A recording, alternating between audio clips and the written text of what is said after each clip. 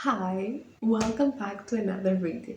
I will cut right to the chase because I have some exciting books that I want to talk to you about. However, I will have to start this video saying I'm sorry to my bank account and to my physical TPR. I went to a bookstore and I bought this, and I also made an online order.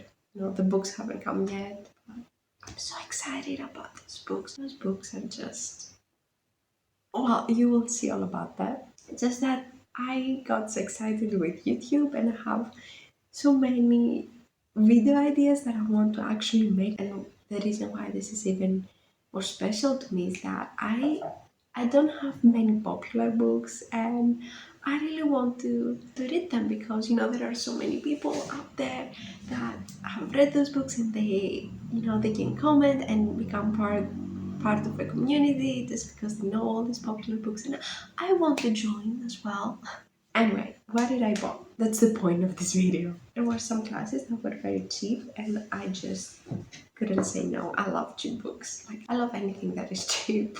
I'm a bit stingy and I'm like spending too much money, but I love shopping, so it's kind of not the greatest combination. But anyway, so we have two Jane Austens. I got Persuasion and Emma, and they have these beautiful covers. I don't know if you can hope you can see them well. Okay, I know nothing about Persuasion, but I know that Emma is all about gossip.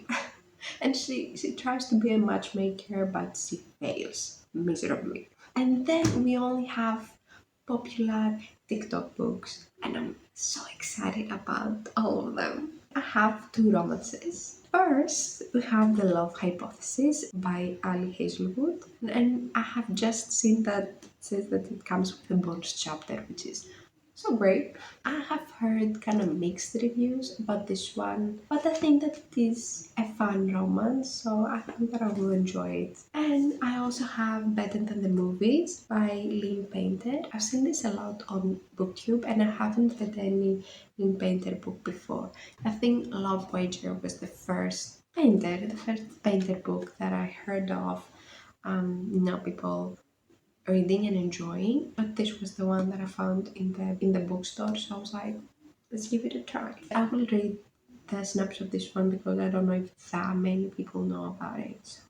Liz Boxbaum has always known that Wes Bennett was not boyfriend material. You would think that her next door neighbor would be a prime candidate for her romantic comedy fantasies, but Wes has only proven himself to be a pain in the butt even since they were little. Wes was the kid who put a frog in her Barbie dream house. That's hilarious. The monster who hid a lone comb's severed head in her little homemade neighborhood book exchange. Flash forward 10 years from the great comb's decapitation. It's Liz's senior year, a time meant to be rife with milestones perfect for any big screen, and she needs Wes's help. See, Liz's forever crush, Michael, has just moved back to town, and horribly annoyingly, he's hitting it off with Wes. Meaning that if Liz wants Michael to finally notice her and hopefully be her prom date, she needs Wes. He's her in. But as Liz and Wes scheme to get Liz her magical prom moment, she's shocked to discover that she actually likes being around Wes. What a shock. And as they continue to grow closer, she must re examine everything she thought she knew about love and rethink her own perception of what happily ever after should really look like. Oh, that's so romantic, that's so cute.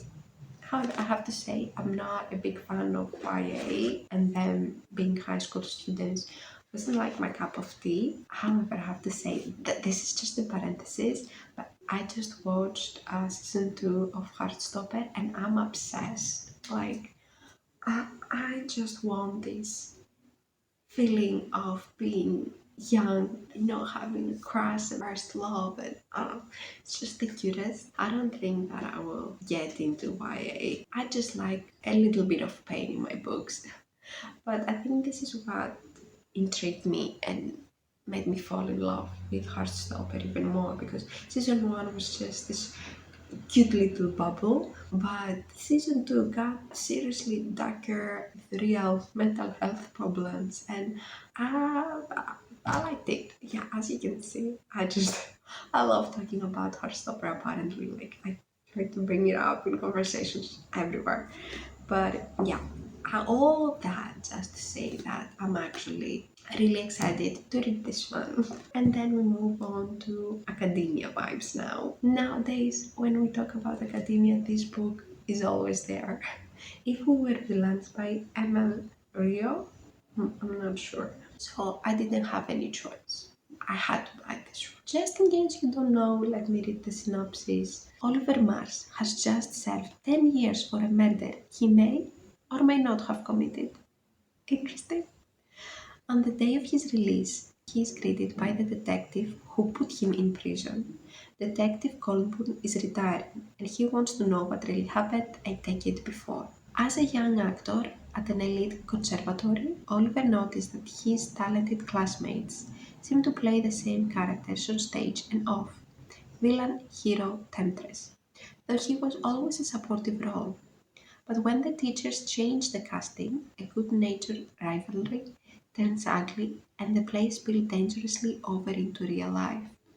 When tragedy strikes, one of the seven friends is found dead. The rest face their greatest acting challenge yet, convincing the police and themselves that they are blameless. I just read that this is the author's debut novel and it got so big, like that's great. But I do have high hopes. As I said, I've only heard great things about this one, and I love myself a literary thriller, so I think that I'm gonna love it as well. And then we have Bunny, another dark academia classic. In case you don't know what this is about, Samantha Heather Maki, I'm terrible with names, is an outsider in her small, highly selective MFA program at Warren University. In fact, she's utterly repelled by the rest of her fiction writing cohort, a clique of unbearably twee rich girls who call each other Bunny. This is a creative writing course. I have a master's in creative writing. Great! Although the rest of the classmates didn't seem like stuck up or anything, but I love the prospect of me identifying in a deeper level with this character. Anyway, I'll just continue reading. But then the bunnies issue her with an invitation, and Samantha finds herself inexplicably drawn to their front door, across the threshold, and down the rabbit hole. I like this. Blending sharp satire with fairy tale horror, Bunny is a spellbinding trip of a novel from one of fiction's most original voices. That sounds very interesting. I love it. I love it already. And the last one, the last book that I have for you and for me is The Idiot by Elif Batman. Again, I have heard mixed reviews about this one, but I read the synopsis and I felt that some of the issues that concern our main protagonist have been tormenting me as well. So again, I think that I will really understand this character. Let me read the synopsis. Celine turns up at Harvard. I would never get into Harvard, but and finds herself dangerously overwhelmed by the challenges and possibilities of adulthood. How does she find friends? How will she fall in love? How does she deal with how difficult it is to be a failed writer and how baffling love is? Okay, I said I read the synopsis. I didn't remember that she was a writer. I haven't really sent my work to anyone and I haven't really created a whole work that I can send to someone. Now these two books, I feel that they will hit too hard. As I'll resume.